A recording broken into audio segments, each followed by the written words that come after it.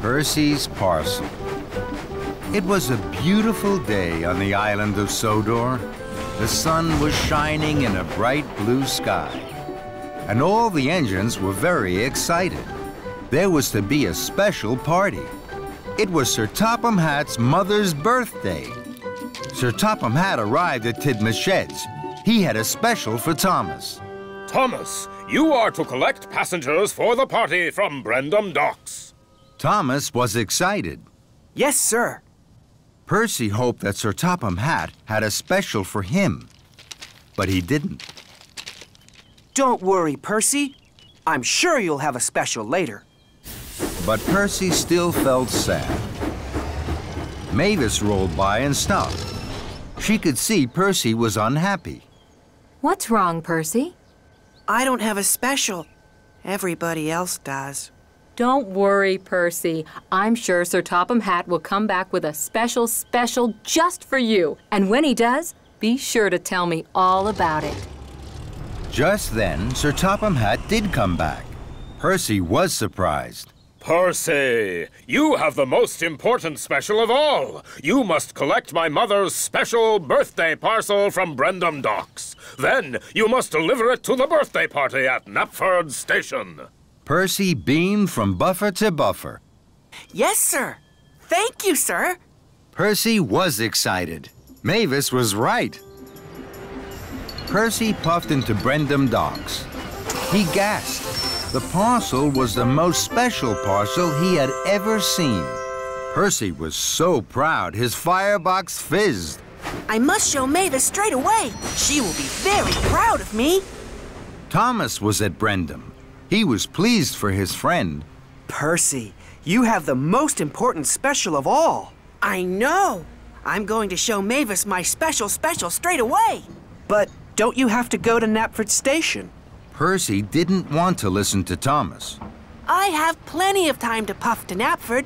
First, I will show Mavis my special. So, Percy set off for the quarry as quickly as he could puff. Percy steamed into the quarry. He looked for Mavis. Mavis was busy. Rocky was loading heavy crates onto freight cars, and Mavis was shunting them. It was hard work. Hello, Mavis. Hello, Percy. Look at my special. I'm sorry, Percy. I can't stop now. I'm too busy. Don't worry, Mavis. I'll wait. Look out, Percy! But it was too late. Oh, no! Rocky dropped his heavy load of slate. Everyone was lost in a thick black cloud of slate dust. At last, the dust cleared. Mavis, Rocky, and Percy were covered in thick gray dust, and so was Percy's special. Percy was upset. Bubbling boilers. Look at the birthday parcel. What am I going to do? Percy thought as hard as he could. At last, an idea flew into his funnel. I'll go to the washdown. My special will be cleaned there as good as new. Percy, shouldn't you go straight to the party at Knapford? Percy didn't want to listen to Rocky. I'll go to Knapford Station as soon as I've shown Mavis my special. I still have plenty of time.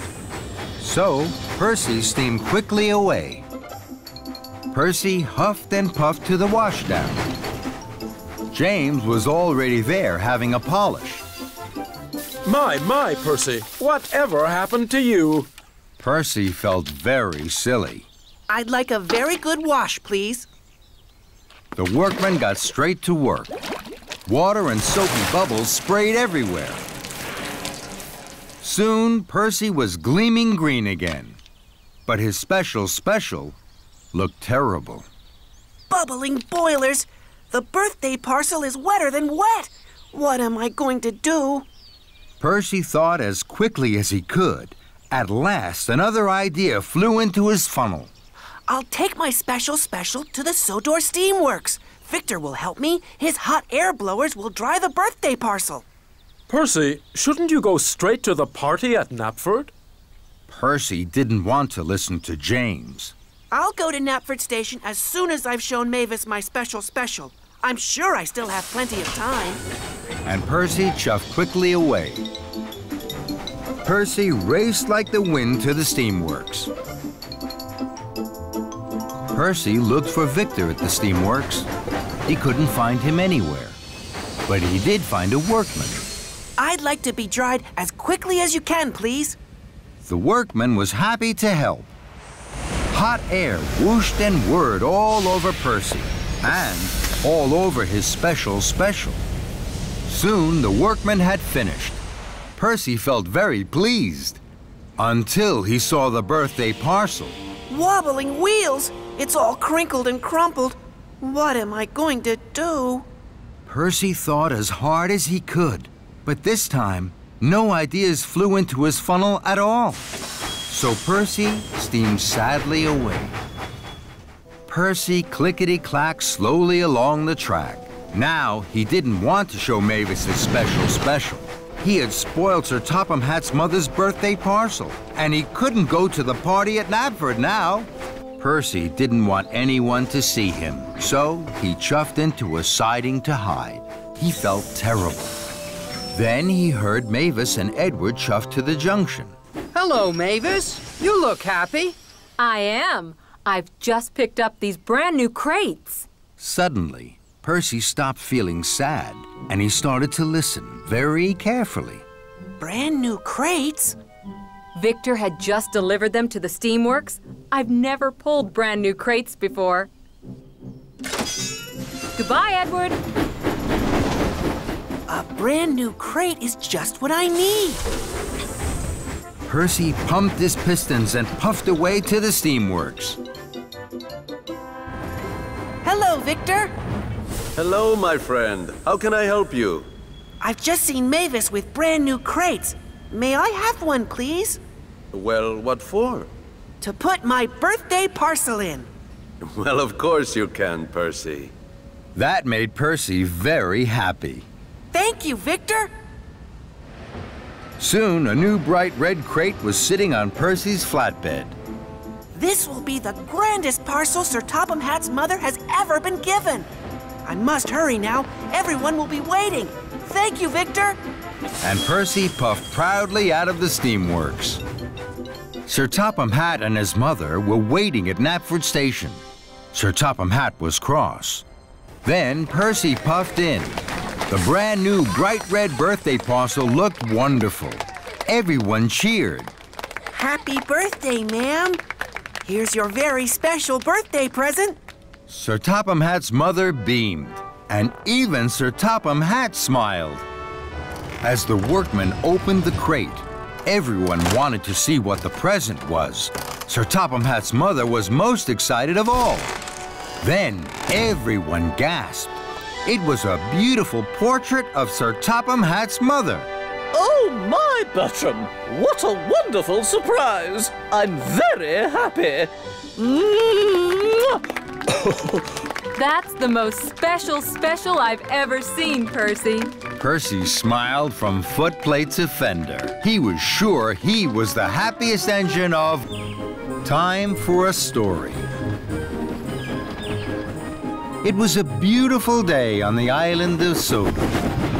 The sun was shining and the birds were singing. Thomas had worked hard all morning.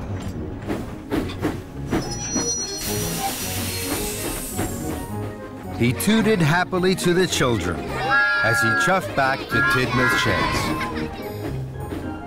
Sir Topham Hatt was waiting. He had an important special. This afternoon, there is to be a special story time for the children at the library. I need an engine to collect the new storybooks from Maythwaite Station and take them to the library. Thomas wished his hardest that he would be given the special. Listening to stories with the children was his favorite thing to do.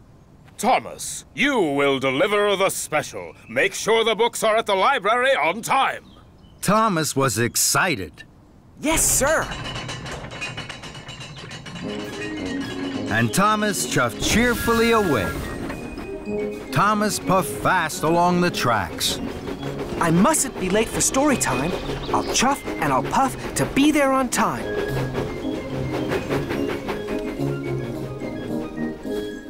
Thomas steamed into Maithwaite Station. Hello, Thomas. I'm here to collect the new storybooks. We'll have your freight cars ready in 2 toots of a whistle, Thomas. Thomas saw the storybooks piled high in the 2 freight cars. There were red books, green books, and blue books. There were big books, small books, square books, and even round books. They look wonderful. Soon, Thomas was coupled up to the freight cars. I must hurry. I have to deliver the storybooks to the library on time. Thomas was very excited. He pumped his pistons and puffed quickly out of the station. Thomas didn't wait for the books to be covered. Thomas steamed quickly along the track. I mustn't be late for story time. I'll chuff and I'll puff to be there on time. The books began to jiggle and joggle, but Thomas didn't notice. Thomas puffed fast towards the junction. He could see the signal ahead was red. I don't want to stop. The children are waiting for their special story time. Then an idea flew into his funnel. I can take the branch line. I know there aren't any junctions on that. So, Thomas puffed quickly down the branch line.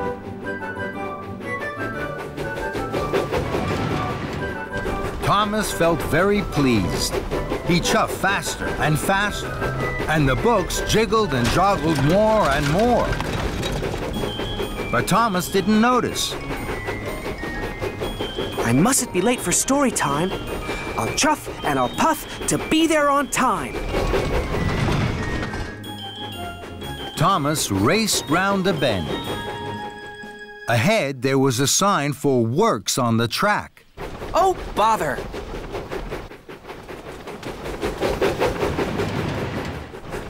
I'm sure the works on the tracks won't stop me. So, Thomas puffed faster and faster. Then there was trouble. Workers were mending the broken track. The broken track was very bumpy. Thomas bumped and jumped. The books jiggled and joggled. Then Thomas hit the biggest bump of all. Whoa! Cinders and ashes! The freight cars bounced high in the air. They crashed and bashed. They clattered and shattered down to the tracks. Thomas put on his brakes. The books flew high and wide through the air and landed all over Farmer McColl's field. Oh my! The freight cars are broken. The storybooks are all over the field, and the children now won't have their special story time. And it's all my fault. I was in such a hurry to be on time, I didn't want to wait. I should have waited for the books to be covered, and I shouldn't have taken the bumpy branch line. Oh dear. Fizzling fireboxes. What am I going to do? Thomas looked at the storybooks. The sun was shining on them. The books looked even redder and greener and bluer than they had in the freight cars. The storybooks look so pretty in this field. I wish the children could see them. Then an idea flew into his funnel. I'll bring the children to the storybooks. They can have a picnic story time in the sunshine. That really will be special. So, Thomas puffed off to collect the children. First, I must collect Annie and Clarabelle. Victor and Kevin were busy at work as Thomas chuffed into the Sodor Steamworks. Hello, Victor. I'm here to collect Annie and Clarabelle. I'm going to take the children to a special picnic story time in the sunshine. That's a wonderful idea, my friend. The children will like that. They always have their best time with you, Thomas. Thomas was pleased Victor and Kevin liked his idea. Later, Thomas huffed happily out of the steamworks with Annie and Clarabelle. Thomas puffed proudly up to the library at the town hall. The children were waiting. They were very surprised to see Annie and Clarabelle instead of cars of storybooks. Today, I'm taking you to an extra special story time. It's a picnic story time in the sunshine. All aboard! The children had never had a picnic story time. They thought it was a wonderful idea. Thomas blew his whistle and chuffed cheerfully away. Thomas puffed towards the junction. This time, Thomas waited.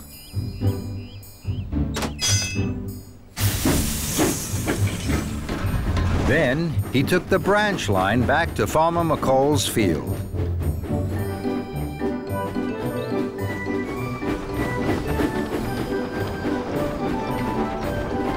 Thomas chuffed slowly and carefully up to Farmer McColl's field. Here we are, the Picnic Story Time Special. The children cheered.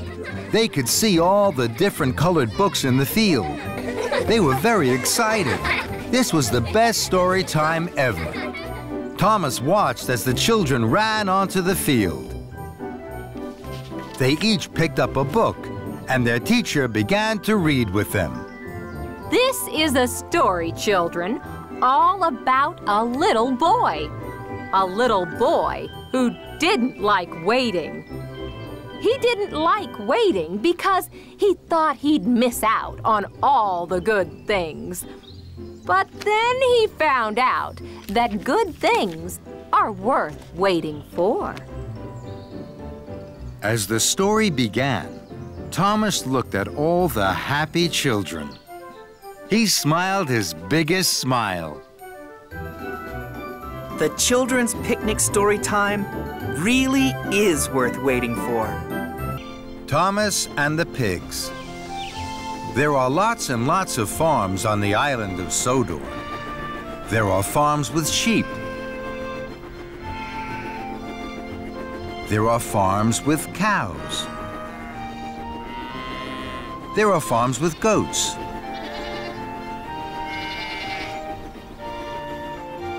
Thomas likes visiting all the farms. But his favorite farm of all was Farmer Trotter's pig farm. Thomas liked their curly tails and the funny noises they made. Thomas liked to visit Farmer Trotter's pig farm as often as he could. One day, Thomas was watching the pigs roll in the mud.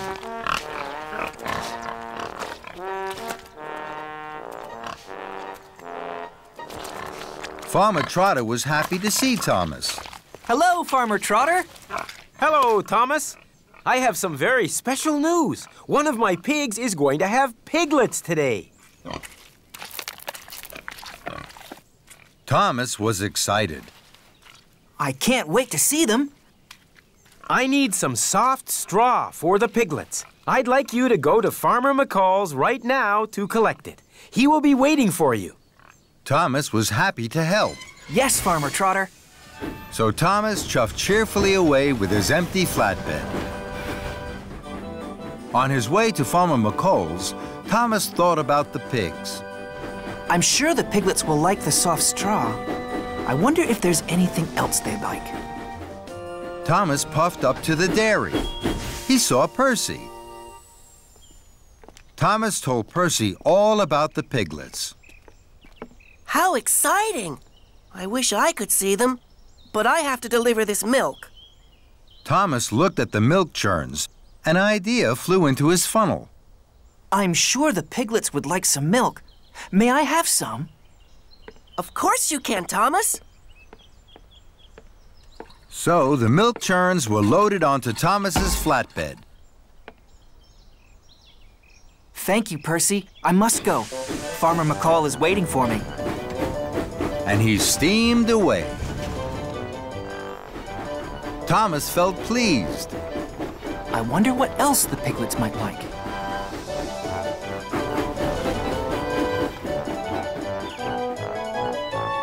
Then Thomas saw James. James was at an orchard. The trees were full of juicy red apples. Hello, James. Hello, Thomas. Thomas told James all about the piglets. The piglets will soon be born. I must collect some soft straw for them. I wish I could see the piglets, but I have to deliver these boxes of apples to the village. Thomas looked at the juicy red apples. I'm sure the piglets would like some juicy red apples. May I have some? Of course you can. So, Thomas's flatbed was loaded with lots and lots of juicy red apples.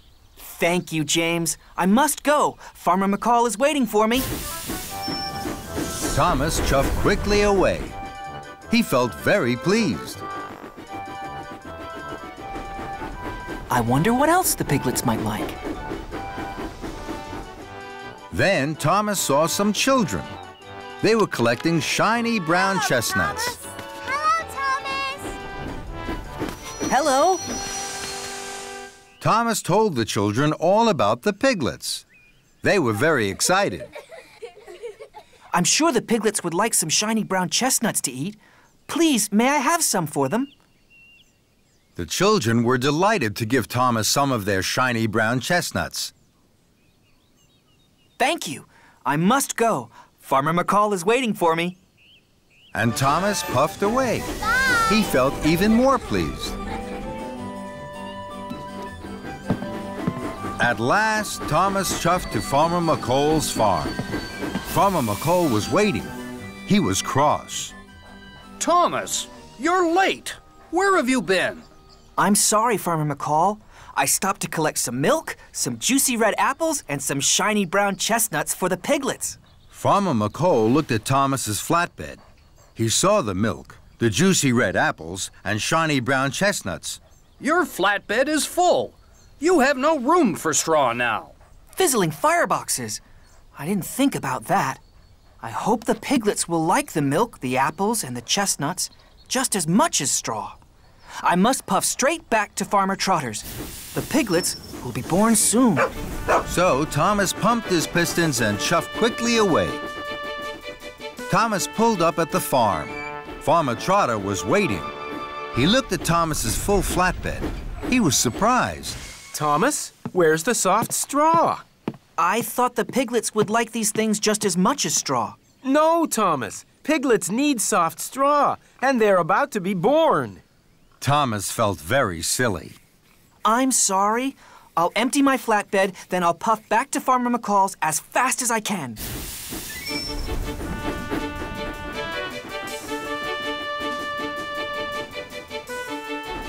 I must get the straw. There can be no delay. The piglets will need it by the end of the day.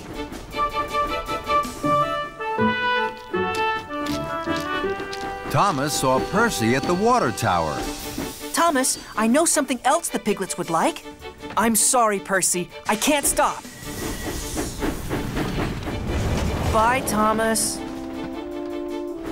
I must get the straw. There can be no delay. I've no time for chatter along the way. Next, Thomas saw James at a junction. Hello, Thomas. I've been thinking about the piglets. I'm sure they'd like... I'm sorry, James. I can't stop. I must get the straw. There can be no delay. I've no time for chatter along the way. Thomas whooshed and he wheeshed. He huffed and he puffed until he arrived at Farmer McCall's farm. It was late. Hello, Farmer McCall. Now I have plenty of room for the soft straw for the piglets. Could you load it right now? Of course I can, Thomas. Thank you, Farmer McCall. I must hurry.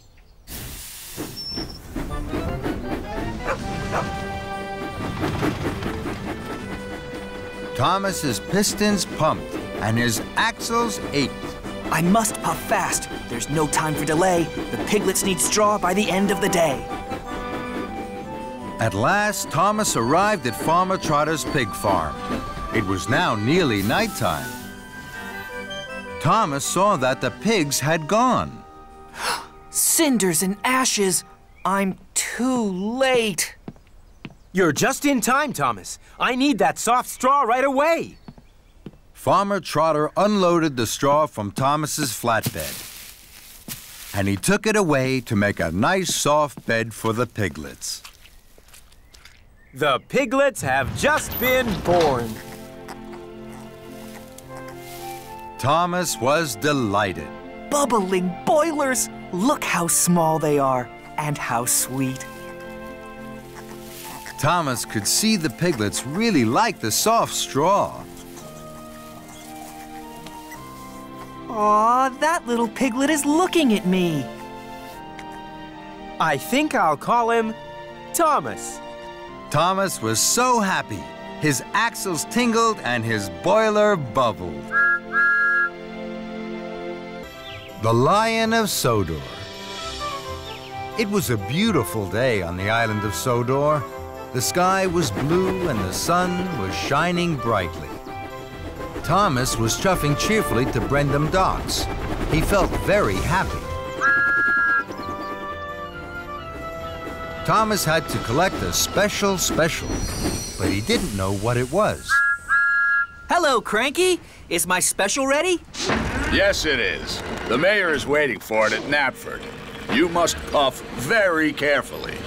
Thomas was puzzled. What is it, Cranky? It's the Lion of Sodor. Cinders and ashes. How exciting. I promised to take extra special care of it. I've never carried a real live lion before. When Cranky heard this, he was surprised. No, Thomas, the Lion of Sodor isn't a... But Thomas was too excited to listen to Cranky. He was already puffing proudly out of the docks. Thomas puffed happily along. Then he met Henry. Hello, Thomas. You look happy. What's your special? It's a lion. Bust my buffers. That's exciting. I only have sticky syrup to deliver. Suddenly, an idea flew into Thomas's funnel. I promised to take extra special care of my lion. I think he might really like sticky syrup. Could I have some for him, Henry? Of course. Thomas's engineer poured some sticky syrup into the lion's crate. Thank you, Henry. I have to hurry now. The mayor is waiting for the Lion of Sodor. Henry was surprised. Fizzling fireboxes! Thomas has made a mistake! Stop, Thomas! The Lion of Sodor isn't a... But Thomas didn't stop, and he didn't listen. Next, Thomas met Edward. Hello, Thomas. You look happy. What's your special? It's a lion. Flatten my funnel. How exciting. I only have to deliver fresh fish. I think my lion would really like fresh fish. May I have some for him, Edward? Of course. So Thomas's driver put some fresh fish into the lion's crate. Thank you, Edward. I must hurry now. The mayor is waiting for the Lion of Sodor. Edward was surprised. Clattering coaches. Stop, Thomas! The Lion of Sodor isn't a... But Thomas didn't stop, and he didn't listen.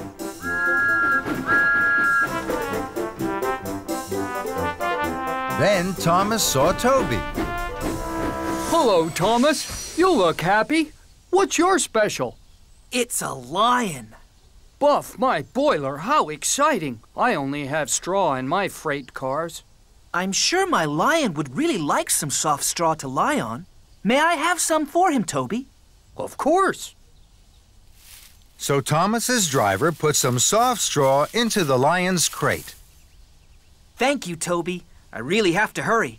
The mayor will be waiting for the Lion of Sodor. Toby was surprised. Uh-oh, trembling trucks. Stop, Thomas! The Lion of Sodor isn't a... But Thomas didn't stop, and he didn't listen. Thomas's pistons pumped and his wheels whirred. He couldn't wait to deliver his lion. He chuffed his hardest and raced on towards Knapford Station. At last, Thomas puffed proudly into Knapford. Sir Topham Hatt was there. So were the other engines. I'm very excited, Thomas. This is a big day. The Lion of Sodor is here. Thomas was uncoupled from the flatbed, and he pulled away to join the other engines. The workman carefully opened the lion's crate.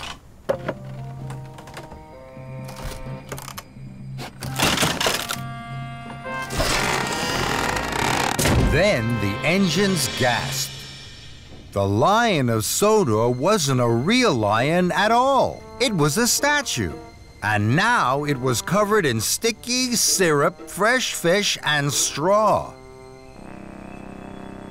Sir Topham Hatt was cross. Thomas, this is a terrible mess. Gordon and James laughed, and Thomas felt very silly. I'm sorry. I thought I had a real lion in my crate. I wanted to take extra special care of it. I didn't know the Lion of Sodor was a statue. So Sir Topham Hatt told Thomas all about the Lion of Sodor, and the other engines listened carefully. So you see, Thomas, it was the most famous statue on Sodor. Then it broke. This is the shiny new statue we have been waiting for. The mayor is coming at tea time, and now look at it. I'll make sure it's clean, sir. I promise the Lion of Sodor will be shiny and new again in no time. Very well, Thomas. Thomas still felt very silly. Cheer up, Thomas. I didn't know the Lion of Sodor was a statue either. It all happened a long, long time ago. Not many engines remember that time. We tried to tell you, but you didn't stop. I'm sorry, Henry. I should have listened. Now I must hurry. I must get the Lion of Sodor cleaned right away. Why don't you take it to the washdown? This time, Thomas listened. What a good idea! Thank you, Henry. Thomas was coupled to the flatbed and he chuffed quickly away. Thomas took the Lion of Sodor to the washdown. Soon, the sticky mess was washed off. That looks much better, Thomas. But now the statue isn't shiny. Take it to the steamworks, Thomas. They'll polish it until it sparkles and shines. This time, Thomas listened. Thank you, Edward. That's a very good idea. Victor will know just what to do. And Thomas puffed quickly away.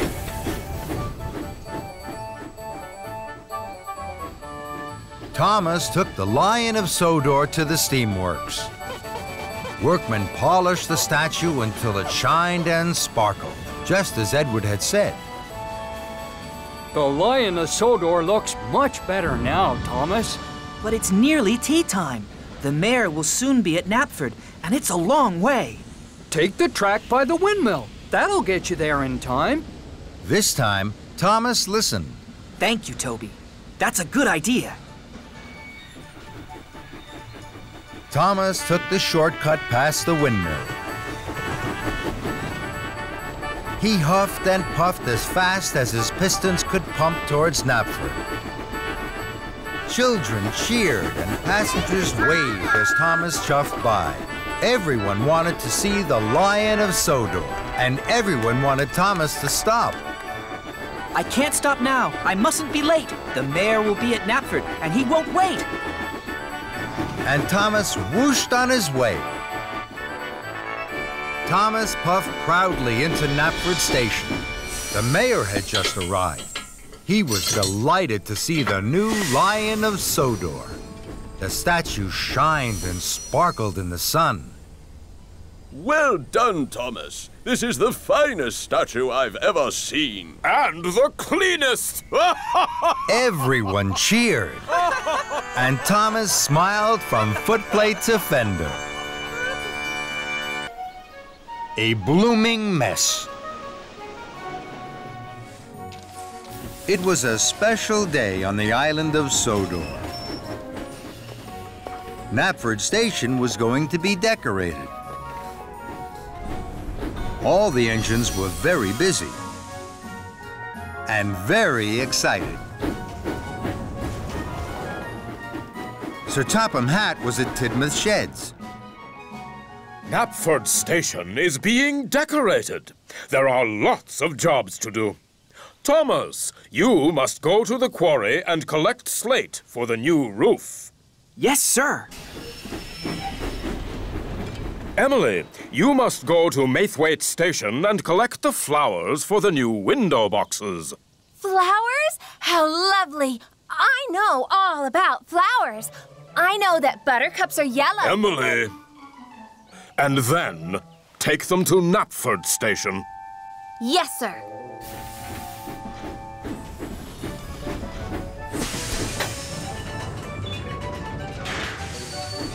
Emily huffed happily to Maithwaite Station. She passed Toby. Toby was delivering wood for Knapford's new floors. Hello, Toby. Hello, Emily.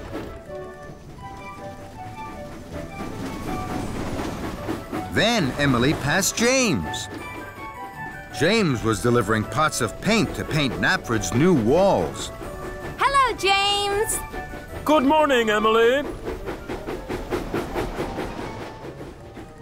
Emily puffed up to a junction. Mavis was on the bridge above. Hello, Mavis. But Mavis didn't say hello to Emily. Emily was surprised. Mavis? Mavis! Hello? Mavis still didn't say hello to Emily.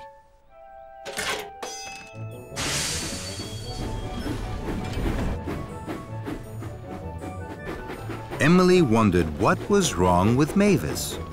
I know what's wrong. Mavis must be feeling sad today. At Maithwaite Station, Emily buffered up to the flatbed of flowers. There are a lot of different flowers here, Emily. Emily knew the names of all the flowers, but she didn't say a word. She was thinking about Mavis. She wanted to make Mavis happy. Then, an idea flew into her funnel. I'm sure flowers would make Mavis happy. I have lots of them. I can leave some of them at the quarry for Mavis. So, Emily didn't puff straight to Knapford Station with the flowers. She took the track to the quarry instead. Emily huffed happily into the quarry. She couldn't see Mavis anywhere. I know. I'll decorate the quarry with flowers. That will make Mavis very happy when she comes back. Emily looked for a place to put some flowers. This is the perfect place. Mavis will see the flowers here as soon as she arrives. Emily felt very pleased with herself. Now, I must find somewhere else to put some more flowers. Emily looked around. She didn't see Edward puff into the quarry behind her, but she did hear the loud crash. Fizzling fireboxes! What was that? Edward had crashed straight into the flatbed of flowers and rolled towards the hopper. Edward, look out! Those flowers are going to make Mavis happy. Pardon? Edward was confused. I'm sure flowers by the hopper would make Mavis happy. The hopper's so gray and dusty. Emily felt even more pleased with herself. Now, I must find somewhere else to put some more flowers. Emily looked around. She didn't see Thomas reverse towards the hopper behind her, but she did hear the loud crash. Bubbling boilers! What was that? Cinders and ashes! Bust my buffers! Watch out for the flowers! They're going to make Mavis happy! At that moment, Mavis pulled into the quarry. Whatever has happened? Emily looked at Mavis. Mavis wasn't happy. She was very upset. What has happened to my quarry? And what are those flowers doing here? Emily gasped. The flowers haven't made Mavis happy. The quarry is in a terrible mess, and it's all my fault. Emily chuffed up to Mavis. You didn't say hello today, so I thought you were sad. I brought the flowers because I wanted to make you happy. Mavis sighed. I wasn't sad. I didn't say hello because I was thinking about all the jobs I had to do today. Emily felt very silly. I wish I had asked if you were sad. Then I wouldn't have brought the flowers and the quarry wouldn't be in a terrible mess. Mavis looked at the mess. She looked very sad. Emily wanted to think of a way to make Mavis happy. And now she knew she had to ask. Mavis, what would make you happy? I would like the quarry to be tidy and all the engines to be really useful. Emily felt very pleased she had asked Mavis. Now she knew exactly what to do to make Mavis happy. I can't move! I'm covered in slate dust, and my firebox has gone out. Don't worry, Thomas. I'll shunt you over to the coal hopper. You'll soon be burning brightly again. Thank you, Emily. So Emily worked hard. She puffed and she huffed, and she heaved Thomas to the coal hopper. Then she biffed and she bashed the flower beds away from the hopper so that Edward could shunt his freight car to be filled.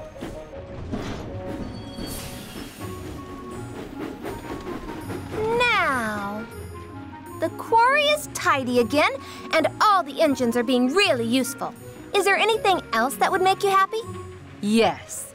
I want you to deliver the flowers to Knapford Station, where they should be.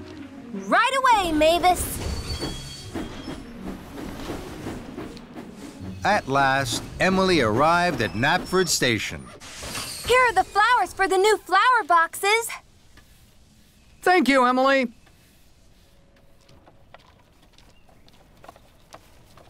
Emily watched as the flowers were unloaded. They looked very pretty. Did you know, Thomas, that those yellow flowers are called buttercups? And those red ones, Edward, are called roses. And those white ones are daisies. Mavis puffed up. She was smiling. My! You're smiling, Mavis. Are you happy? I am. Those flowers look wonderful.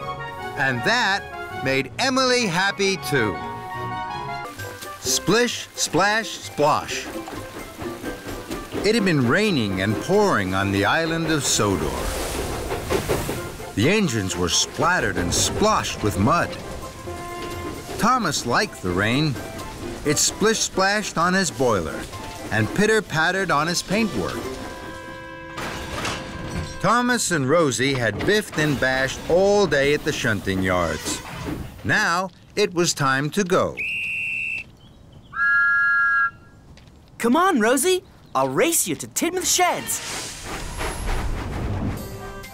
The two friends puffed along the tracks, straight through a very big puddle. Thomas and Rosie were splashed from footplate to fender in muddy rainwater. That was fun. Then, an idea flew into Thomas's funnel. Thomas reversed slowly. Then he pumped his pistons. Here I come, Rosie. Splish, splash, splosh! That's a good game. Here I come, Thomas. Splish, splash, splosh! Muddy water splattered everywhere. Then Sir Topham Hatt arrived. He had some important news. Alicia Botti is to sing at a concert in the town hall. The concert will be followed by a grand tea. That's exciting. What fun! Thomas, you must go straight to the washdown. Then you are to collect Miss Botti and myself from Dryaw Station. We will be waiting for you. Yes, sir. Rosie, you must collect Annie and Clarabelle and take them to Dryaw for Thomas. Yes, sir. Right away, sir. See you later, Rosie. And Thomas and Rosie chuffed quickly away. Thomas pulled up at the junction to the washdown. He saw a very big puddle on the other track. Charlie was waiting right by it. He was very muddy. Splashing Rosie was such good fun. I'm sure Charlie would like my game too. And I'm sure I have time for another puddle before the washdown. So, Thomas didn't take the track to the washdown. He took the track through the middle of the very big puddle. Here I come, Charlie! Splish, splash, splosh! Bust my buffers! That's a good game! Thomas huffed happily on. Hooray! This is fun. Now, Thomas wanted to find more puddles. He couldn't wait to play his game with other engines. At the next junction, Thomas waited to chuff left to the washdown. Then, he saw a very big puddle on the right track. Emily was waiting. Emily's muddy already. I'm sure she'd like my game, and I'm sure I have time for another puddle before the washdown. Here I come, Emily! Splish, splash, splosh! Muddy rainwater had splooshed all over Emily, and all over Emily's flower cars. Fizzling fireboxes! I have to take this flour to the bakery to make the cakes for Alicia Botti's tea. Now Thomas has ruined it. Thomas didn't know he had splashed Emily's flower cars. This is fun. Splish, splash, splosh. I'll soon need a wash. And Thomas chuffed on, chuckling. At the next junction, Thomas waited to chuff to the washdown. Then he saw a very big puddle right beside James. James is muddy already. I'm sure he'd like my game, and I'm sure I have time for just one more puddle before the washdown. Here I come, James! Splish, splash, splosh! And Thomas steamed away laughing. Muddy rainwater had splooshed all over James, and all over the ripe strawberries on his flatbed. Blistering boilers! These strawberries were for Alicia Botti's cakes! Now they're ruined. Thomas didn't know he had splashed James's strawberries. This is fun! Splish, splash, splosh! I'll soon need a wash! And Thomas puffed on happily. Thomas chuffed up to the next junction. Now it was getting late. I know there'll be a very big puddle along the track by the river. I'm sure I have time for one last puddle before the washdown. So Thomas took the left track that went along the river.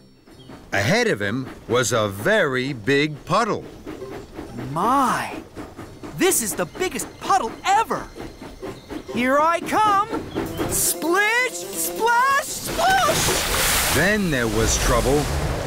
Muddy water flew high into the air and splooshed down all over Alicia Botti and Sir Topham Hatt. Thomas! Thomas screeched to a stop and reversed slowly. He saw that he had splish, splash, splashed Alicia Botti and Sir Topham Hatt. Cinders and ashes! Look what you've done to Miss Botti. She's soaked. Also, Thomas, I hear from the dairy manager that you ruined the flour and strawberries for Miss Botti's grand tea. This is a disaster. Thomas felt terrible. He tried to puff forward, but he couldn't. Oh, no. The big puddle had put out his firebox. This game isn't fun anymore. It's all gone wrong.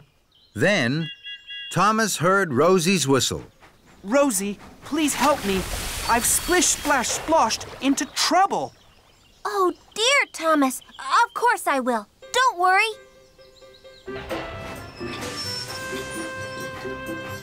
Rosie heaved and huffed Thomas onto dry tracks. With my dry coal, Thomas, your boiler will soon be bubbling. Thank you, Rosie. Now, I can't go to collect Sir Topham Hatt and Alicia Botti. Would you take my special for me? Of course I will. I'll go right away. Later, Thomas was once more steaming happily. He pulled up at a junction. There was a very big puddle on the right track. Look at that big puddle. It's perfect for splish-splash-sploshing. No, I'm not going to splish-splash-splosh anymore. I must make sure that Alicia Botti's grand tea is on time. And Thomas puffed along the left track to the bakery and away from the big puddle. Thomas arrived just as James and Emily had delivered fresh strawberries and flour to the bakery. Your silly game means we'll be late for the concert. No, you won't. I'll wait here for the cakes. Then I'll deliver them. You can go to the washdown, then you'll both be clean for the concert. Thank you, Thomas. Now I'll be shiny and best, and gleam more than the rest. Thomas puffed in with the fresh strawberry cakes for the grand tea. You're just in time, Thomas. Thank you, sir. I'm sorry I caused confusion and delay. Rosie puffed up to Thomas. I found another puddle. It's perfect for our game. We can play again. No, thank you, Rosie. I think I've done enough splish-splash-sploshing for one day. Playtime. All the engines on the island of Sodor are very happy. They are all pleased to work on Sir Topham Hatt's railway. There is always something new and exciting to look forward to. Like the day the famous singer Alicia Botti came to give a concert at the town hall. Thomas met Percy at the washdown. His boiler bubbled with pride. Hello, Percy. I have a very special. I must meet Alicia Botti at the docks. Then I have to take her straight to the town hall for a grand concert. That's exciting. I have news too. Someone else is arriving at the docks. Thomas was puzzled. Charlie, the new engine. Thomas hadn't heard about Charlie. What's so special about Charlie? He's the favorite engine of the mainland controller.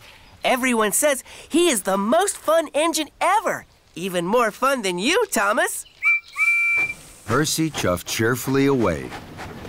Bumpers and buffers. I don't think any engine is more fun than me. And Thomas puffed off to the docks, his wheels whirring with worry. Thomas collected Alicia Botti at the docks. Miss Botti looked very grand. I'm pleased to be traveling with you, Thomas. Thomas's pistons popped with pride. Then he saw Charlie. Charlie's smaller than me, and he certainly doesn't look more fun than me. Hello, are you Thomas? Yes, I am. I'm Charlie. I've heard a lot about you. You have? The engines on the mainland say you're even more fun than me. Thomas was surprised. Then Sir Topham Hatt arrived. Thomas, Charlie has a busy first day. Edward has broken down. Charlie must pick up Edward's freight cars of seats from the steamworks. Then he has to collect ice cream from the dairy and red carpet from Knapford Station. If Charlie needs help, I'm sure you will look after him. Yes, sir. Yippee! Want to come with me? Why? It'll be fun. Sorry, I'm busy.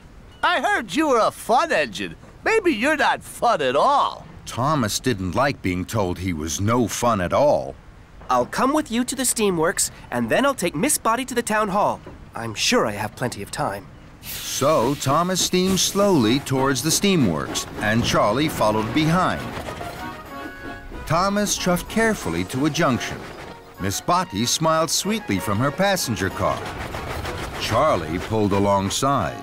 This isn't fun. I'll show you fun. Yippee! Thomas couldn't let Charlie be more fun than him. He pumped his pistons, bubbled his boiler, and fizzed his firebox. The race was on. Thomas and Charlie roared and raced. Their funnels were fiery. They were soon red-faced. Alicia Botty could not believe her eyes. My goodness me, this is a surprise. I thought Thomas was steady and slow. What thrills and what fun on the way to my show! The engines were laughing. The race was such fun. You're quick and you're speedy, but I'm number one. With a whoosh and a wheesh, the two engines pulled into the steamworks. Steady, boys. Who is your friend, Thomas? Charlie. He's new. I'm fun. And I'm Alicia Botty. Miss Botty, it is an honor to have you visit our steamworks.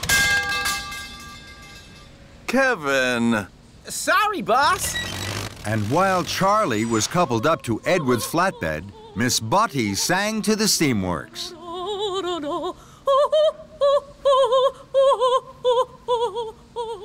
Then it was time to go.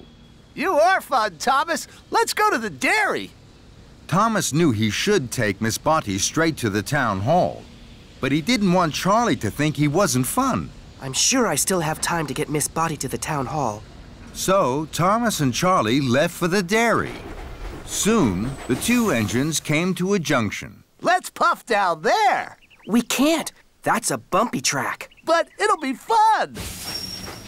Thomas wanted to be fun, so he followed Charlie down the bumpy track. Thomas and Charlie bounced and bumped. Alicia Botty juddered and jumped.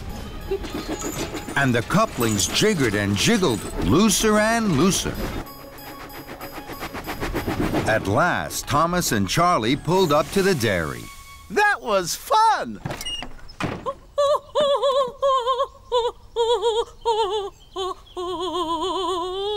And this is even more fun! We must go, Miss Botty. You mustn't be late for the concert. Bye-bye! If you were a really fun engine, you would race me to Knapford. Thomas knew he was late, but he wanted to be really fun. Just one last race, Charlie. Thomas and Charlie thundered and roared. Thomas thought he had never puffed so fast. I'm first! Let's race again! Then Gordon whooshed past. He was huffing grandly. He was taking Sir Topham Hatt to the town hall. Thomas gasped. I'm late. I must whoosh like the wind to the town hall. Thomas pumped his pistons, and he chuffed away quickly in a cloud of steam. I mustn't be late. I mustn't be late. Then there was trouble. Thomas didn't know that his couplings had unhooked. Thomas raced on to the town hall, alone. Thomas steamed to a stop. His cheeks were redder than James's shiny coat. Here I am, sir. Sir Topham Hatt looked hard at Thomas. Here you are, Thomas. But where are Annie and Clarabelle? And where is Miss Botty? Thomas felt terrible. He had been having fun when he should have been really useful. I'm sorry, sir. I've lost them. Sir Topham Hatt boomed. Then you had better go and find them. Thomas puffed to a junction. He had looked for Annie and Clarabelle, but he couldn't find them anywhere. Then Charlie chuffed up. He was on his way to the town hall. Hello, Charlie. I've lost Annie and Clarabelle and Miss Botty. The couplings must have come loose on the bumpy track and snapped when we were racing. Don't worry, Thomas. I have a good idea. What's that? We'll have a race. Whoever finds Annie and Clarabelle first is the #1 fun engine. Thomas was stern. He didn't think that was a good idea. No, Charlie. This isn't the time for fun. This is the time for being really useful. I have a very important job to do. And Thomas huffed away. Thomas chuffed carefully. He was very worried. Then Thomas heard singing. He smiled from buffer to buffer. That's Miss Spotty singing! Hooray! Thomas found Miss Spotty by the bridge. He had never heard anything as beautiful as Miss Spotty singing. Miss Spotty, must go. I'm sorry I kept you waiting. And Miss Spotty cheerfully waved goodbye as the crowd clapped and cheered. Thomas puffed to the town hall with Annie and Clarabelle. Sir Topham Hatt was cross. At last, Thomas. You've made Miss Spotty very late. Not at all, Bertram. Thomas has made me very happy. I've had the ride of my life. So many people to sing to, and such fun. That made Thomas smile, and so did his fun friend Charlie. Creaky Cranky. It was the spring holiday on Sodor. There was to be a party for the children at the Duke and Duchess's new summer house. All the engines were very excited and very busy. Thomas chuffed cheerfully into the docks. James and Henry were passing through. Good morning, James. Good morning, Henry. Where are you puffing to? I'm taking these straw bales to the summer house for the children to climb on. I'm taking wood to make a stage for the children's show and barrels of lemonade to drink. How wonderful. I'll see you later at the summer house.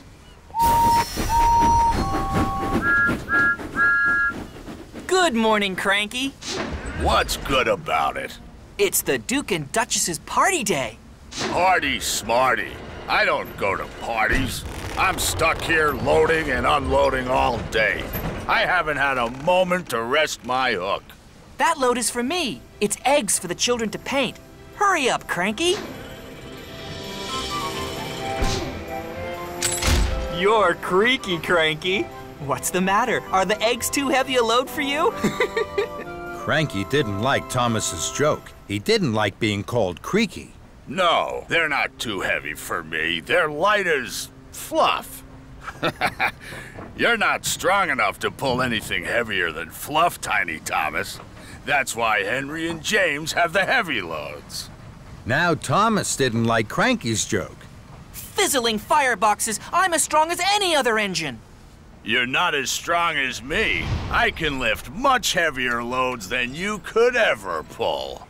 Thomas really didn't like that. We'll see, Cranky. I have lots of time to deliver the eggs. First, I have to prove Cranky wrong. James has a heavy load. I'll go and find James. So Thomas steamed sternly out of the docks.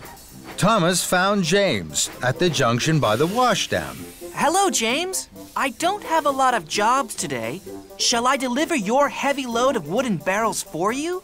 You can stay here at the washdown. Then you'll be perfectly polished for the party. James thought this was a very good idea. Thank you, Thomas. So James was uncoupled from the heavy flatbed of wood, and Thomas was coupled up. The flatbed was heavy. Huffing and puffing, Thomas set off for the docks. Thomas chuffed back into the docks. You again. What are you doing with that wood? This flatbed is very heavy. I'm sure you can't lift it. Cranky looked at the flatbed of wood and barrels. I'm sure I can. Cranky's hook swung low over the wood. Thomas watched and waited. With a creak and a crank, and a crank and a creak, Cranky raised the flatbed into the air. Thomas's boiler buzzed. Told you so. You're still creaky, Cranky.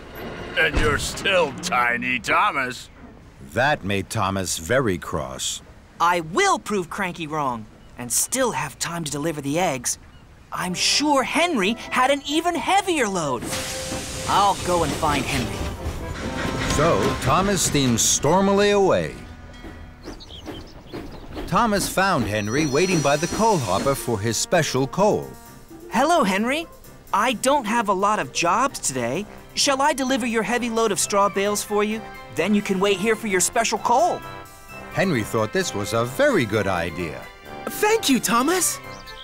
So, Henry was uncoupled from the heavy flatbed of straw bales, and Thomas was coupled up. The flatbed was very heavy. Huffing and puffing, Thomas set off once more for the docks. Soon, Thomas puffed back into the docks. You again. Now, what are you doing with those straw bales? This flatbed is very, very heavy. I'm sure you can't lift this. Cranky looked at the flatbed of straw bales. I'm sure I can. Cranky's hook swung low over the straw. Thomas watched and waited. With a creak and a crank, and a crank and a creak, Cranky raised the flatbed of straw into the air. Thomas's funnel fizzed. Told you so. You're still creaky, Cranky. And you're still Tiny Thomas. That made Thomas even crosser. More than ever, Thomas wanted to prove Creaky Cranky wrong. He had to find the heaviest thing he could. Then, an idea flew into his funnel. Lift me, Cranky. Cranky looked at Thomas. He couldn't let Thomas win. Cranky's hook swung low over Thomas. Thomas hardly dared puff. With a creak and a crank, and a crank and a creak, and very, very slowly, Cranky raised Thomas high into the air. Bubbling boilers! Creaky Cranky is lifting me! Then there was trouble. Cranky creaked louder than ever. His crane arm stuttered and juddered. It creaked and it croaked. Then it cracked. Oh, no. Cranky's crane arm had broken, and it was all Thomas's fault. Thomas was stuck high in the sky and blowing in the breeze. Then Sir Topham Hatt arrived. Thomas, what are you doing up there? I'm sorry, sir. I was... You are causing confusion and delay. The Duke and Duchess have no wood, straw bales, or eggs. Now I see you have them all here. Cranky is broken, and you, Thomas, think it's a good time to try being a bird. The Duke and Duchess are waiting. Thomas felt very silly. Then Sir Topham Hatt looked at Cranky. And you're as silly as Thomas. Cranky crumpled. The shame to be as silly as a steamy. Soon, a workman had climbed up Cranky. Slowly and carefully, Thomas was lowered and landed with a jolt and a judder, just as Spencer arrived. Dear, oh dear, Thomas, what a mess. Little engines can get into very big trouble. Thomas felt even sillier in front of Spencer. But he knew now that being strong was only good if you were also really useful. And he had to be really useful. Spencer, I need your help. You're very strong and can pull much heavier loads than me. Will you take the wood, the straw bales, and the eggs to the summer house for me, please? It's my fault that Cranky is broken. I must put everything right as quickly as I can. Very well. Thank you. I'm sorry, Cranky. I know you're strong, stronger than me.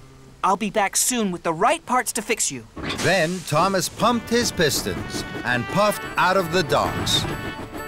Thomas wheeshed like the wind all the way to the steamworks. Hello, Victor. Cranky creaked, and now he's cracked. He needs new parts. You've come to the right place, my friend. Parts aplenty here. We'll have Cranky up and lifting in no time. Soon, Thomas's flatbed was loaded with new parts for Cranky. Thank you, Victor. Of course, my friend. Give Cranky my best. And Thomas puffed happily away. Thomas puffed into the docks with his heavy flatbed. Cranky was still looking crumpled. Here you are, Cranky. We'll have you fixed in no time. Thank you, Thomas. That's a heavy flatbed. You know, you're not tiny. And you're not creaky. Cranky laughed, and that made Thomas laugh too.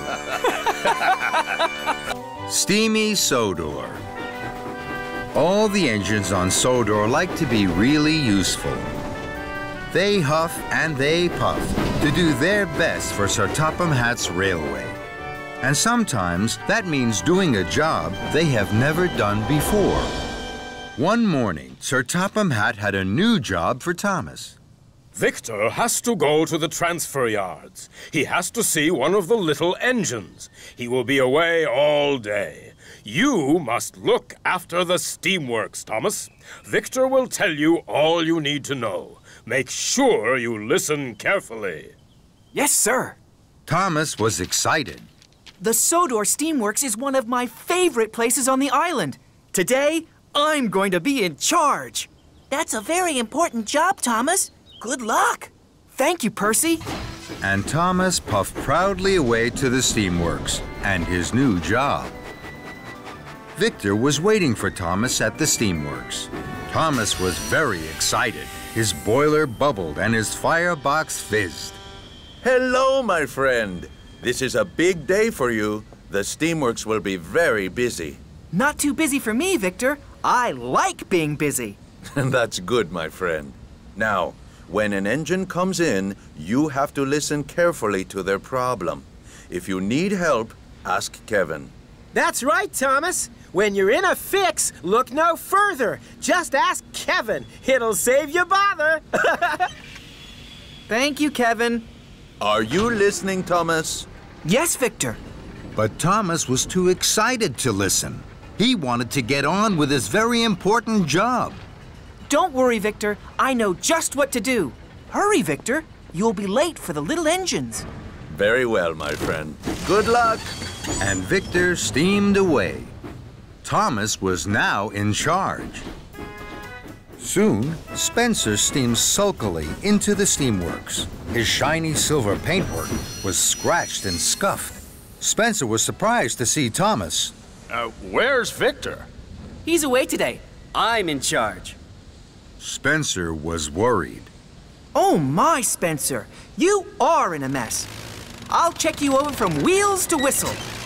Put Spencer up on the hoist, please, Kevin. Kevin was worried. Are you sure, boss? I mean, Thomas? I don't think Spencer needs to go on the hoist. I mean, he needs a repaint, boss. But Thomas wasn't listening to Kevin. He was too excited. He was in charge of the steamworks. Put Spencer up on the hoist, Kevin. Over here, Spencer. Please, if you don't mind. Please. Thank you. So, Spencer huffed huffily to the hoist. Then, Henry chuffed in. Henry wasn't well. He spluttered and stuttered. He wheezed and sneezed. Henry was surprised to see Thomas. What are you doing here, Thomas? Victor is away today. I'm in charge. Henry sighed. Then, he wheezed. Then, he sneezed. Footplates and fenders. I know just what's wrong with you, Henry. You have been given the wrong coal. Henry gasped. No, Thomas. It's not my... But Thomas wasn't listening. Don't worry, Henry. We'll have you puffing proudly in no time. Kevin, bring over some of Henry's special coal, please. But what about Spencer, boss? But Thomas wasn't listening. Quick as you can, Kevin. So Kevin trundled to the coal. Spencer sat sniffly by the hoist. Henry spluttered and stuttered. And Thomas felt pleased and proud. I like being in charge of the steamworks. Then, James steamed snootily in. Straw and twigs blocked his funnel. Why are you here, Thomas? Victor is away today. I'm in charge. Bubbling boilers. You are in a mess. What happened to you? I can't puff properly. I know just what you need. Kevin! Yes, boss. I mean, Thomas. James needs a new funnel. No, I don't. But Thomas wasn't listening to James. But what about Henry's coal and Spencer on the hoist? Thomas wasn't listening to Kevin. Find the spare funnel, please.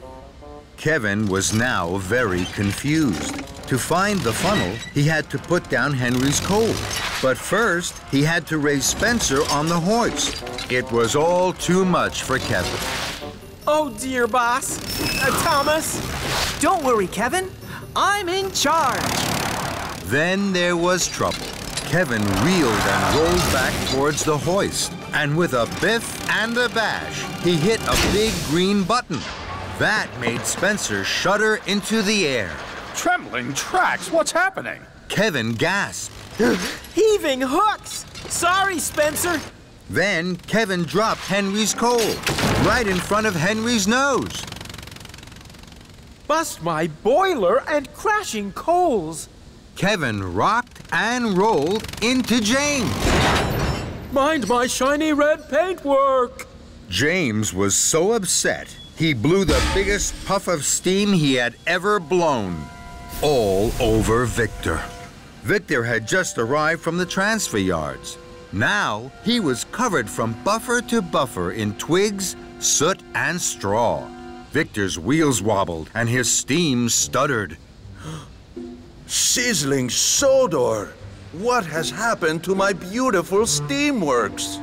Thomas looked at Victor and then at the mess and the muddle. Cinders and ashes. This is all my fault. No, boss. I mean, Thomas, I'm sure it's my fault. I'm sorry, boss. I did try to say, boss. No, Kevin. It's not your fault. I didn't listen to Victor. I didn't listen to you. And I didn't listen to my friends. I was too excited and too silly. I think, my friend, you are right. What will you do now? I'm sorry to all of you. Now I'll listen to you, and I'll make sure you're all fixed properly. So, Victor and Thomas went first to Spencer. I don't need checking from wheels to whistle. I need new paint for my scuffs and scratches. This time, Thomas listened. Don't worry, Spencer. You'll be sparkling silver in no time. That made Spencer very happy. Next, Victor and Thomas talked to Henry. I have my special coal, but there's something wrong with my firebox. It makes me wheeze and sneeze. Don't worry, Henry. Your firebox will be cleaned. You won't wheeze and sneeze anymore. And Thomas was right. Pumping pistons. No more wheezes and sneezes. That's much better. Lastly, Victor and Thomas listened to James. I don't need a new funnel. I need my old funnel cleaned and polished. James, you will have the most perfectly polished funnel on Sodor. Oh. James's funnel was shining like the sun. James smiled from fender to footplate. Soon, all the engines were fixed. They were ready to be really useful again. Well done, my friend. Time to go home. Not quite, Victor. It's time to say thank you to Kevin. Anytime, boss. I mean, Thomas. And everyone laughed and laughed and laughed. Thomas and the runaway kite. It was a bright blue morning on the island of Sodor. It was the day of the Sodor Kite Festival. Soon the sky would be full of kites of all shapes and colors. The engines were very excited about the kite festival. Thomas was the most excited of all because Thomas liked kites best of all. Thomas puffed into Brendam Docks. He had a very special. He was to collect the winner's cup for the kite festival. Thomas gasped when he saw the cup. Oh my! That's the most beautiful cup I've ever seen! Thomas, you must deliver the winner's cup to Knapford Station. Lady Hat will give it to the winner at tea time. Thomas beamed from buffer to buffer. Yes, sir. I will chuff straight there. Thomas puffed proudly. He wanted everyone to see that he was pulling the winner's cup. Thomas pulled up to a junction. High in the sky, above the treetops, he saw a kite. Fizzling fireboxes. What a wonderful kite. I hope I will see it again. Thomas huffed and chuffed to the top of Gordon's Hill. Then he gasped. There's that wonderful kite again. The kite belonged to Sir Topham Hatt's grandchildren. They wanted to win the cup at the Kite Festival. Charlie puffed up. Look at that kite swoop through the air! Look, there's Thomas! Suddenly, a gust of wind pulled at the kite. The kite flew up, up, up, and away. Sir Topham Hatt's grandchildren watched. They were very sad. Thomas wanted to help them. Don't be sad. I'll chase after your kite and bring it back to you. This made the children very happy. I'm the fastest engine on Sodor. I can catch up with your kite. I'll help you, Thomas. No, thank you, Charlie. I'm much faster than you. I can chase this kite all by myself. So, Thomas didn't go straight to Knapford with the Winner's Cup. He chuffed off, chasing Sir Topham Hatt's grandchildren's runaway kite. The wind blew the kite far down the tracks. Thomas whooshed and wheeshed. His boiler bubbled. His coal crackled. I must keep up with the runaway kite. I'll puff and I'll huff with all of my might. I'm the fastest engine on Sodor. Then, the wind blew the kite out of sight. Where has the kite gone? Hello, Thomas. You're huffing hard. Hello, Edward. I'm chasing Sir Topham Hatt's grandchildren's kite. How exciting. Can I help? No, thank you, Edward. I'm the fastest engine on Sodor. I can chase their kite all by myself. At last, Thomas caught up with the kite. He was excited.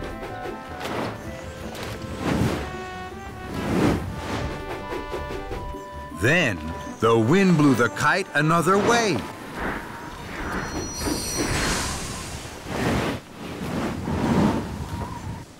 Cinders and ashes, come back, Mr. Kite, please.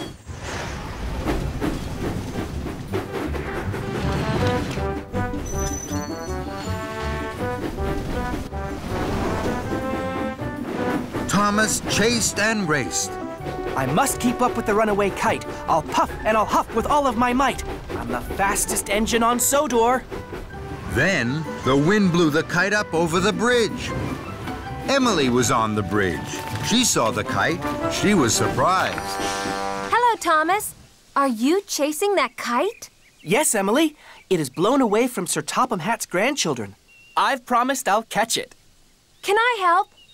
No, thank you, Emily. I'm the fastest engine on Sodor. I can chase it all by myself. And Thomas whooshed on under the bridge. Thomas clattered and clacked. I must keep up with the runaway kite. I'll puff and I'll huff with all of my might. I'm the fastest engine on Sodor. What's wrong, Thomas? Your cheeks are as red as James's boiler. I'm chasing that kite. Let me help. I can chase it with you. No, thank you. I can chase this kite all by myself. I'm the fastest engine on Sodor. So, Percy chuffed off, and Thomas puffed on. At last, the wind dropped. The kite landed in front of Thomas near a junction. Thomas was pleased. Bubbling boilers, I've caught up with you now, Mr. Kite. Thomas whooshed across the junction towards the kite. Then there was trouble. Thomas started juddering and jittering. The flame in Thomas's firebox flickered and fizzled out. Thomas had burned all his coal chasing the runaway kite. Oh my! Oh no! I've run out of coal! Then the wind blew again. The kite flew high in the sky and was gone. I can't puff anymore. I can't chase the kite. I'm not the fastest engine on Sodor. I've broken my promise to the children, and I haven't delivered the Winner's Cup to Knapford Station. Thomas felt terrible. It's all my fault. Suddenly, Thomas heard an engine chuffing around the corner. It was Charlie. What's wrong, Thomas? I ran out of coal trying to chase the kite. I thought you were the fastest engine on Sodor. I'm not. I was silly to think I could catch the kite on my own. Will you help me, Charlie? Of course I will, Thomas. Charlie gave Thomas some of his coal. Soon, Thomas's firebox was burning brightly. Thank you, Charlie. I'm late. I must deliver the winner's cup to Knapford Station. Can you look for the kite, please? With all my huff and chuff, Thomas. So, Thomas puffed to Knapford with the winner's cup. On his way to Knapford, Thomas stopped at a junction. Percy, Emily, and Edward were waiting. You look sad, Thomas. I didn't catch Sir Topham Hatt's grandchildren's kite. Will you all help me? Of course we will, Thomas. Right away. With no delay. Thomas's friends were happy to help him, and Thomas was happy to be helped. Thomas arrived at Knapford Station with the winner's cup. Sir Topham Hatt's grandchildren raced over. Hi, Thomas. They hoped Thomas had found their kite. I haven't found your kite, but all my friends are looking for it now. Come with me. So, the children climbed cheerfully on board. Thomas puffed to a junction. Suddenly, the kite flew in front of Thomas. There's the kite. Emily, Percy, Edward, and Charlie chuffed to the junction. The kite danced between them. Then, it caught its tail on the signal. Hooray! We've caught the kite! The engines tooted, the children cheered. With the help of my friends, we caught the kite. And later that day, at the Kite Festival, Sir Topham Hatt's grandchildren's kite danced best of all, as the wind blew it high up in the sky. And Thomas smiled and smiled. Toby's new whistle. It was a bright, sunny day on the island of Sodor. All the engines chuffed cheerfully. Everyone was smiling. Everyone except Toby. Toby was at the steamworks. Toby's bell had stopped working. It was covered in rust and it didn't clang and chime anymore. It had to stay in the steamworks to be cleaned. So Toby was very sad. Victor didn't have another bell for Toby, so he had to be fitted with a new steam whistle. Easy does it, Kevin, my friend. Left a little? No. Right a little? Perfect. Very good, my friend. How does that feel, Toby? Toby thought the new whistle felt very strange. It was much bigger than his old bell. He was worried. I've never used a steam whistle before. James chuffed into the steamworks with Sir Topham Hatt. Hello, Toby. That's a 3-chime steam whistle. I used to have one of those. This made Toby even more worried. Is it a good whistle? It's the best. It is the loudest whistle in the whole of Sodor. The loudest? Yes, it's loud and booming. Everyone will hear you coming. Toby didn't like this.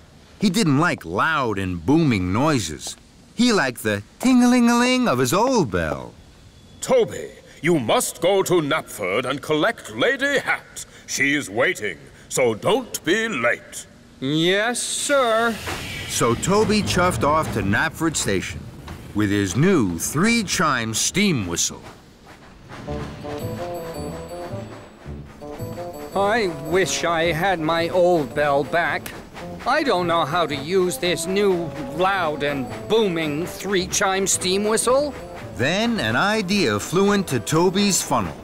If I puff slowly and carefully, I won't need to use my whistle at all. I can do all my jobs and wait for my old bell to be fixed. This made Toby feel much happier. Toby steamed slowly through Sodor. Gordon huffed and puffed impatiently behind him. Out of my way, Toby, you old steam tram! You're making me late!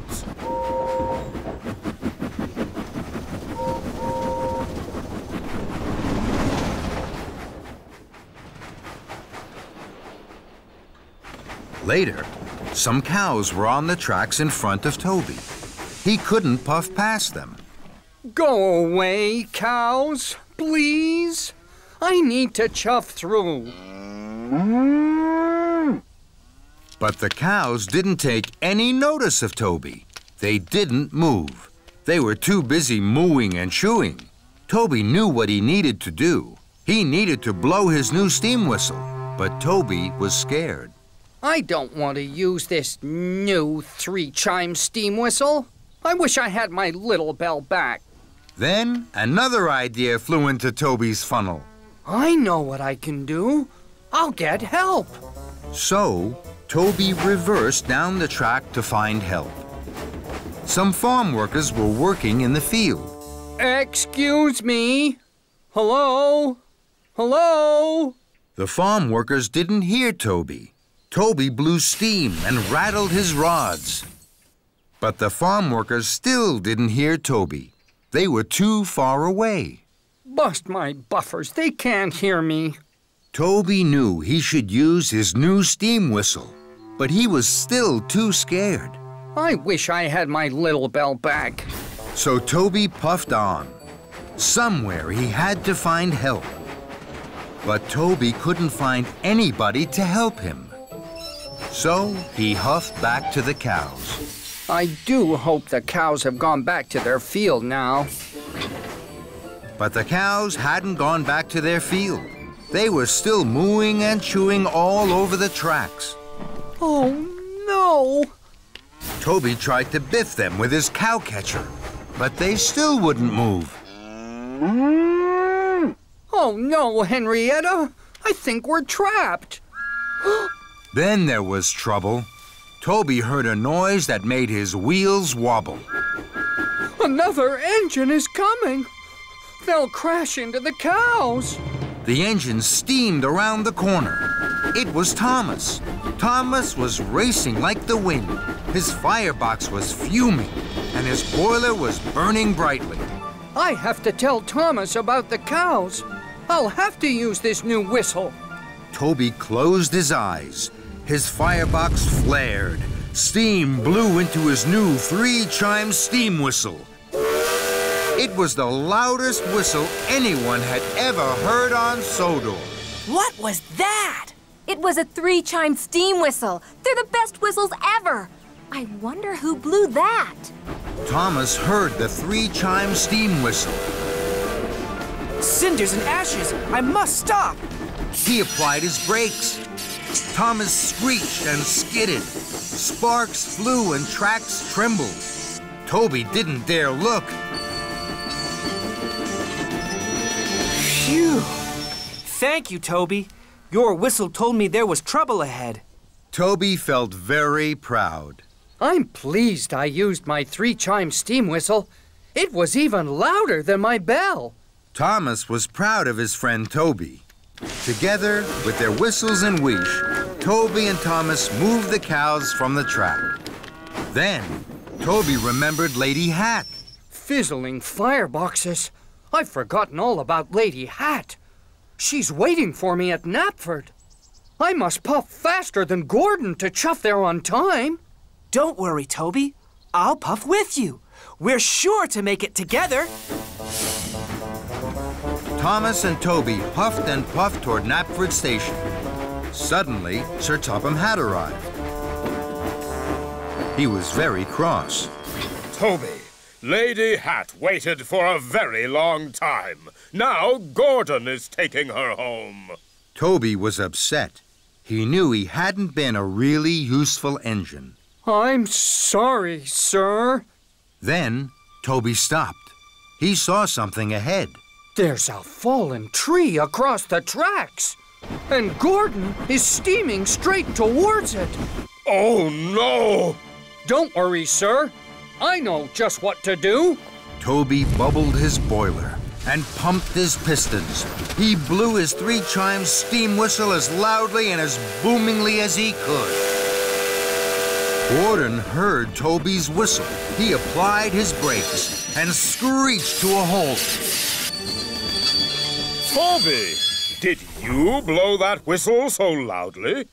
Yes, I did. It was my new 3-chime steam whistle. For a steam tram, you have a lot of puff. Thank you.